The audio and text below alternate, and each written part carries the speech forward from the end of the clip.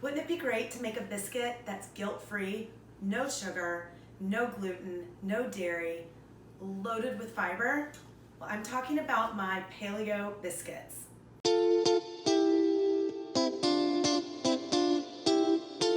I'm Chef Amber, and I'm super passionate about showing you that what you put in your body matters now, today. All right, so let's just jump right in. We're gonna make a really fast, easy paleo biscuit today. Okay, the base is almond flour, so I've got almond flour here. I'm not going to say all the measurements of the ingredients. Don't worry, below I will give you the recipe. I'm using a food processor today. If you don't have a food processor, you can do this by hand. It's just faster in a food processor. So if you were doing this by hand, I would actually choose a larger bowl, put everything into the bowl, and just mix it like Play-Doh. You're just really gonna have to get in there and play with it. The food processor though, will make it much creamier, okay? All right, so I've got my almond flour in. Next, I'm gonna add some coconut flour. So coconut flour is super high in fiber. It's also got a tremendous amount of protein.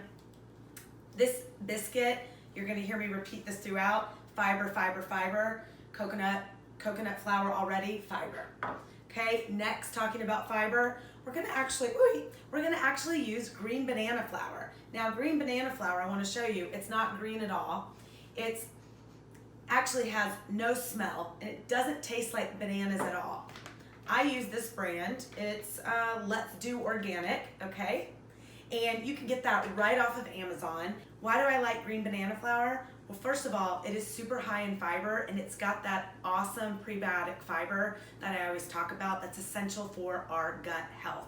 And green banana flour is a top one. So far, we're loaded here with protein and fiber.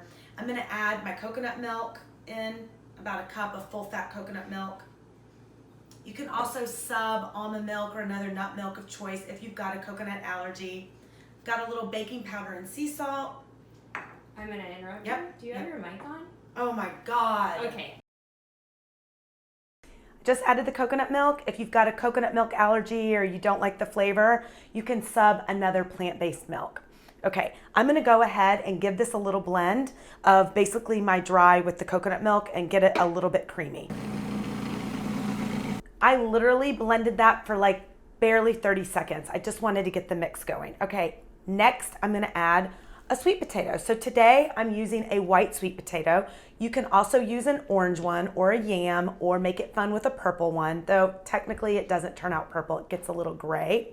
So what I do for my sweet potatoes is I actually roast my sweet potatoes whole with the skin. So if this had the skin on it, I'd throw that in the oven, okay, for about 45 minutes. When I pull it out, I let it cool for, 30, 45 minutes, and I just peel it with my fingers. Just peel it. You just need to peel it with your fingers. It's so easy. I'm just gonna kind of just throw this right on in here. So easy. I'm using one large white sweet potato. So it's about 13 ounces if you've got a home scale. All right. Now I'm gonna blend this probably for about 1 minute, 1.5 minutes. I wanna give a quick note about the sweet potato. So to cut time on this and make this even faster, you can go and find organic canned pureed, either pumpkin or sweet potato. You can usually find sweet potato puree all year round. And when it hits the holidays, you can find more pumpkin puree. You can actually sub cauliflower puree for this or pumpkin puree, okay? If you wanna cut down on time, go grab an organic can, but this was really fast just to roast it and peel it. Last, I'm gonna add in my apple cider vinegar. I'm gonna add in some coconut butter. So I've got about 2 tablespoons of coconut butter. It's gonna add that fat, that creaminess, a little sweetness to it with the sweet potato. And coconut butter is so delicious because it's the coconut oil and the meat that's combined. And I just love it. It's such a great healthy fat. It's one of my favorite healthy fats.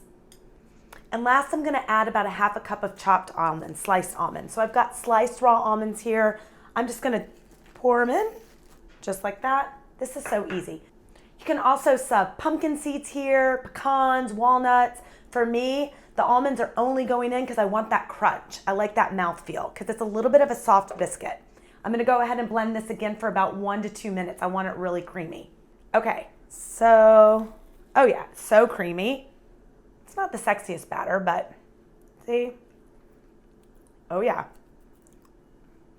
Now I want to add a little bit of fresh herbs to this, so I've just got, I don't know, a couple tablespoons of fennel fronds, I've got thyme leaves, I've got some oregano leaves, and some sage.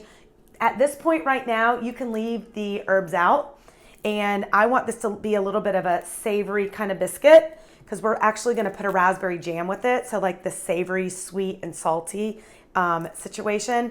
And I'll give you some substitution. So right here, you can leave the herbs out altogether, especially if you're trying to serve this to some pickier kids or adults that do not want to see the green, especially kids, right? So you can keep this as a white biscuit.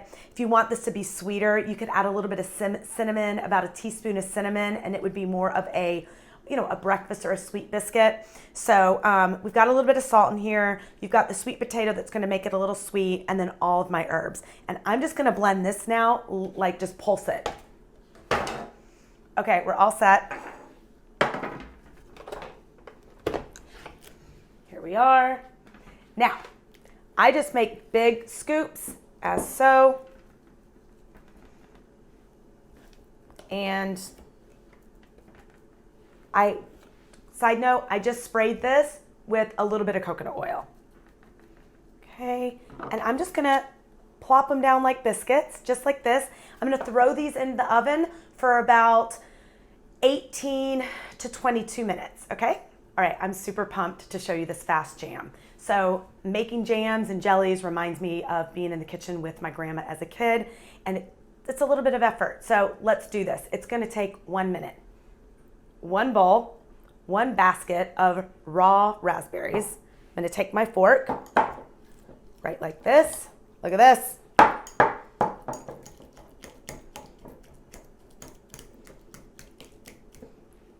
Woo, look at that. How exciting. Fresh, beautiful, raw raspberry jam. I mean, come on, gorgeous, right? Now, if you want this sweeter, you could, of course, add a couple tablespoons of maple or honey to this. Wait until you taste the tartness and the sweetness with the savory thyme situation going on with our biscuits, and you can obviously do this with so many things.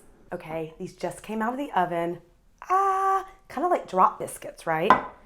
They're very rustic. You can use a muffin tin if you want it to be a little bit more formed, but I just love how rustic and beautiful they are. You can also obviously make these smaller, and they're gonna be a little softer. Oh my goodness, look at that. Amazing. So here's the deal. Right out of the oven, they're gonna be a little soft. You're almost gonna say, oh my gosh, chef, it's a little wet inside, and they will be. These are best cooled for about an hour. Sometimes I pop them in the fridge because I just can't wait that long. And the longer you let them cool, the harder they're gonna get. But remember, there's not any egg or anything in here. The only thing really binding it is a little bit of baking soda or baking powder. So you're really not gonna have a super hard bready biscuit, right? And remember that jam that we just made? So look at this. So I'll sit this out if I'm having a brunch. This is actually great for dinner because you've got the time. But how gorgeous is this? I mean, beautiful, right? So you can obviously leave the jam off, but this is really awesome. I serve it with soup. I serve it with my lentil stew. Well, I hope you had fun today and got inspired. I hope you enjoy these paleo biscuits, and I can't wait to hear your thoughts on how you liked it and if your family liked it. If you haven't already subscribed, subscribe below. If you want any other fun, sexy, beautiful recipes, you can head on over to chefamber.com. And be sure to follow me on Chef Amber LA. I can't wait to get into this. So until next time, you guys, ciao, ciao.